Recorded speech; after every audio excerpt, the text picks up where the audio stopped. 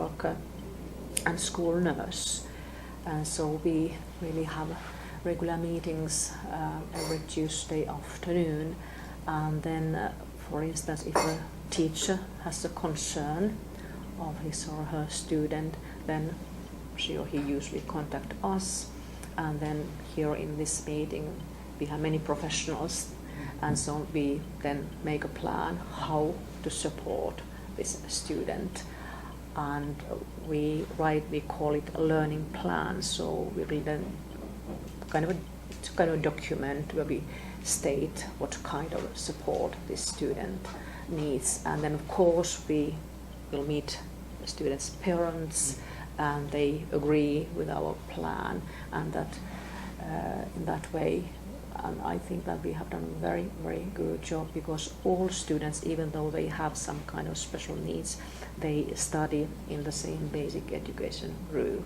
And our special education teachers, they can teach at the same time, for instance, with a classroom teacher or subject teacher. And then sometimes they teach small groups. They, for instance, invite 3 students who have same kind of, for instance, learning difficulties, and they teach them in a small group, because very often for those students it's a little bit too difficult to concentrate in a big group.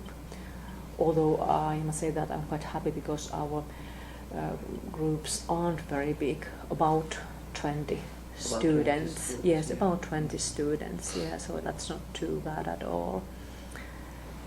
So this student welfare is a very important part of our work, and also a very important part of teachers' work as well. I think that yes, the third slide of that. And this is really important, as I said, so we work very closely with the parents, and it's inclusive education policy really means that the students are studying in the same group as other students, even though they have some difficulties. And yes, here you see the members of the group. And then a few words about cooperation between home and school.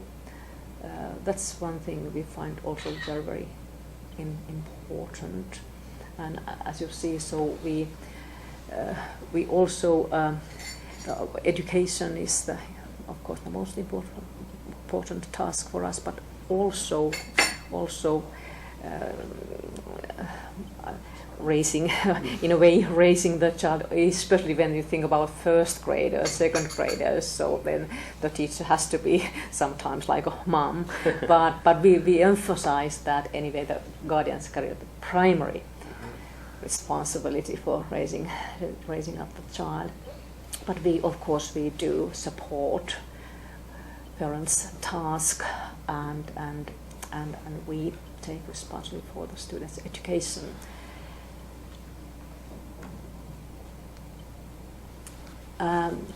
In our school, we have a very active parents' association. It's called Vakka ry.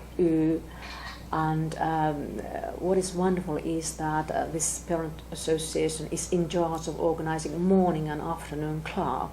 So small children, so usually first and second graders. There are a few third graders, but for instance, because in Finland most mothers work outside home. If the both parents, they have to go to work very early in the morning.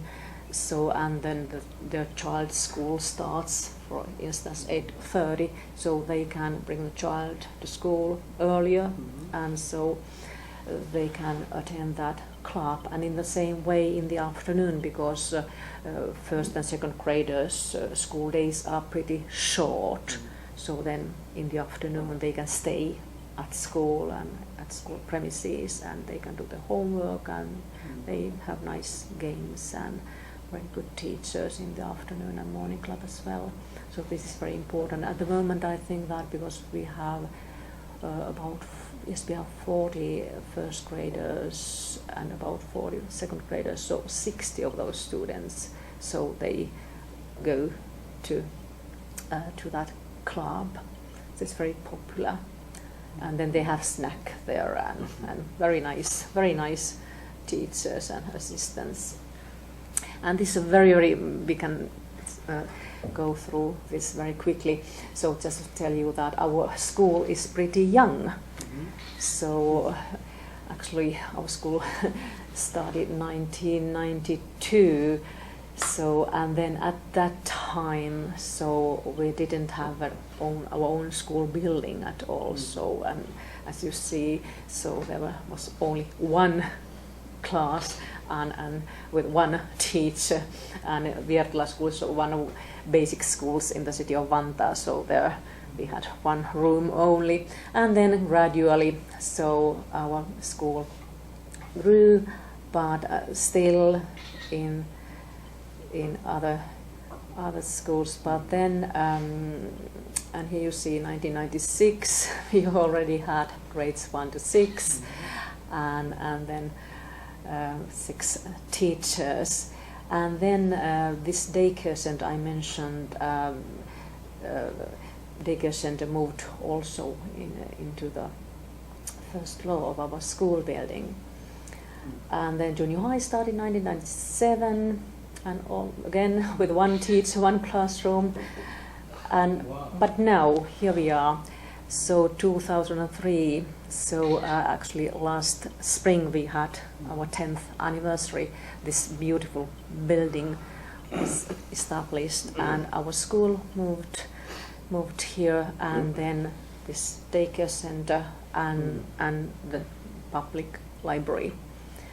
So and I find this building very beautiful and practical as well. And here you can see some slides of our school. There is the playground view, and it's very good that during recesses, especially small kids, they love to play, and actually all students, they have to go outside twice a day. They love it. And here maybe you saw this media center. It was downstairs, just in the near of the entrance. And then these hallways, so during recesses, so the students can sit and after hours lessons, do the homework, and so, and then 2 pictures of the library.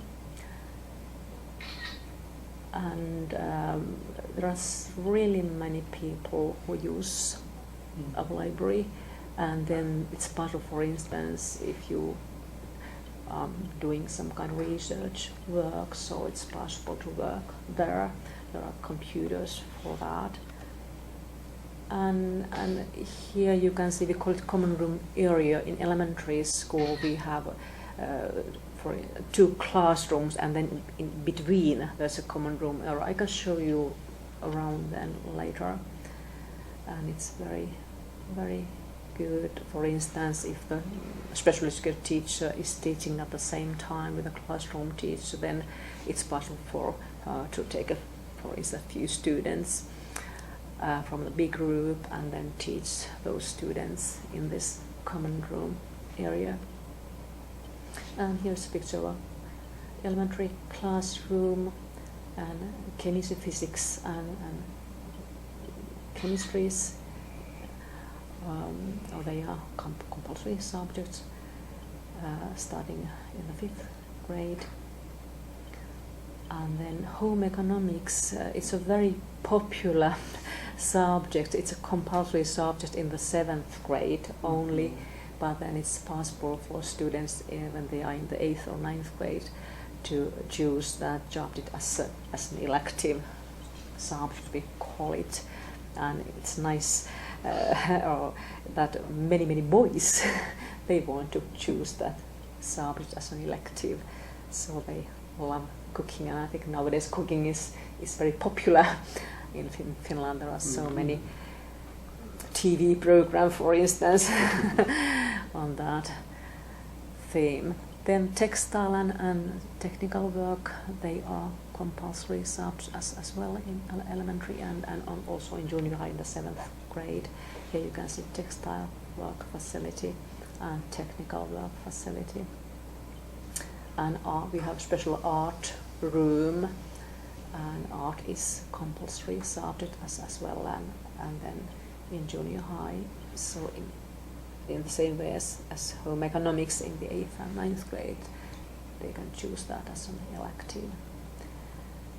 And about our students and teachers, actually now our number is a little bit bigger, as we have some 430 students at the moment, so in elementary and junior high, and the number of staff is about 20.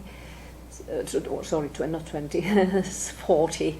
So we have 32 teachers, including principals, and then school assistants and these welfare group members. And our also teaching staff. So there are many teachers who comes from all over the globe, I must say. So our staff is international, and our students, of course. And here's a few numbers on nationalities and home languages. So we have many. And in the city of Vantaa, then it's possible for a child whose mother tongue is, for instance, Somalian. So it's possible for a child to have 2 lessons, so a student can learn her or his own home language if the parents want to. Of course, it's voluntary, but it's possible. And here you can see that we have about 30 home languages.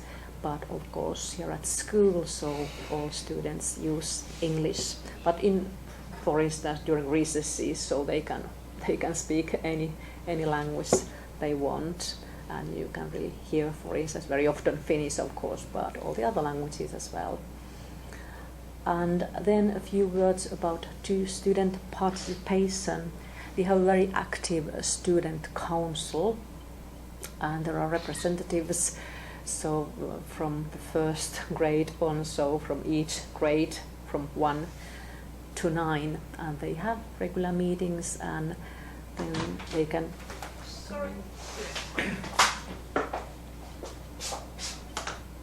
Then they can make, for instance, suggestions. They can come to me, and if they want to discuss, and then we together can think about something. And for instance, school lunch is a very, very interesting theme always. Students have their own opinions, and so if we can improve, so then we can think about that together. And then also we have peer students organization. Usually they are students who are in the 8th grade, so then very often they help younger ones, and they organize small events for all the students, and help small ones in many ways. And then you can see what kind of clubs we have, and so these are kind of extracurricular activities. So after school hours, students can attend clubs, and our own teachers mainly run those clubs, and they are all free, so we don't have any fees, we don't charge. And a few more.